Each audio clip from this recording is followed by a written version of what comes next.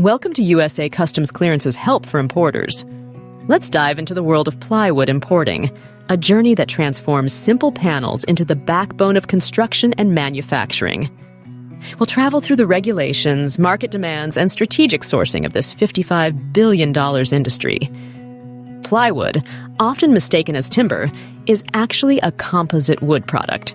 Most plywood actually enters the U.S. without a permit. Similar products include medium-density fiberboard, or MDF, oriented strand board, or OSB, and particle board. The resins and glue used in production mean that plywood falls under the rules of the Environmental Protection Agency, not the USDA.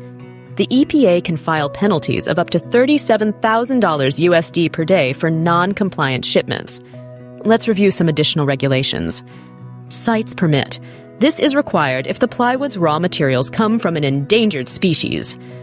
The Lacey Act requires you to declare your plywood species and origin. You must ensure compliance to avoid hefty fines.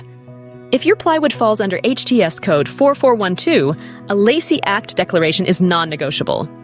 TSDA Title VI ensures plywood meets indoor air quality standards for formaldehyde emission. Now it's time for import trends and tips. Between 2017 and 2021, plywood imports grew 70% with the housing boom, keeping demand high. The nations of Indonesia, Brazil, and Vietnam are now leading plywood importers to the U.S. Beware of tariffs when importing from China, as anti-dumping and countervailing duties are strictly imposed. When you need support for your plywood imports, work with the licensed customs brokers at USA Customs Clearance. We can help you with everything from import advice to ISF filing. Make your import dreams a reality. USA Customs Clearance. For more great info, like and subscribe today. Receive our latest videos and international import tips. Thanks for watching.